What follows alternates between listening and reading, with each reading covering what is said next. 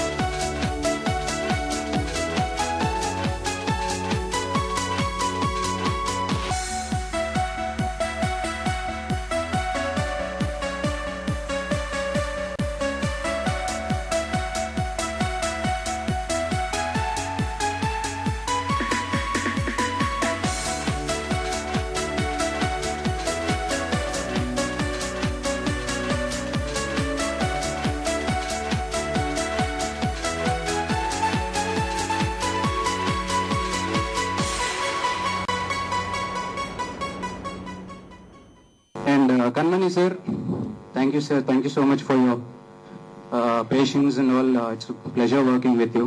So ఎన్నిసార్లు పిలిచినా మళ్ళీ ఆయనతో వర్క్ చేయడానికి నేను రెడీ.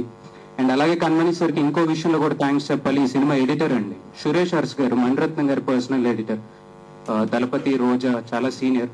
సో ఆయన వచ్చి ఈ సినిమాకి ఎడిటింగ్ చేయడం ఒక బెస్ట్ పార్ట్. అంటే సినిమా చూసి చాలా రోజుల తర్వాత ఒక ఫ్రెష్ ఫీల్ ఉంది మాకు ఈ సినిమాలోనే. ఆయన చెప్పడం మాకు ఒక బెస్ట్ కాన్ఫిడెన్స్ బూస్టర్ అది. So thank you sir once again. And cameraman మనకి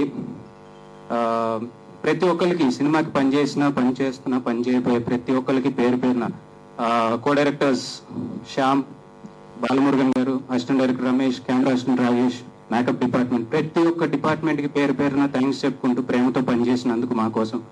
అసలు అమ్మాయిలు నువ్వేం చేస్తావు? Girl friends, chatting, dating etcetera ఇవన్నీ ఉంటాయని మేబీ నీకు తెలియదేమో.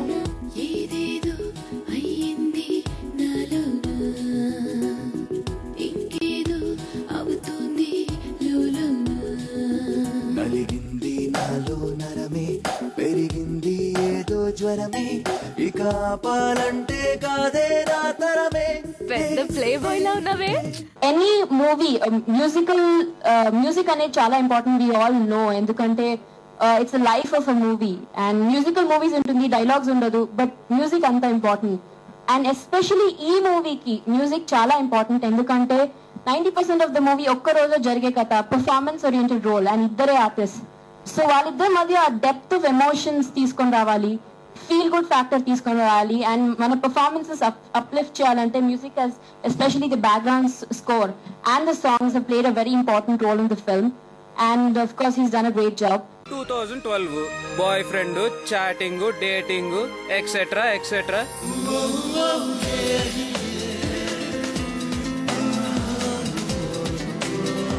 నువ్వు అన్నంత ఏం లేదు, విచ్ ఇస్ కిస్ టీచర్.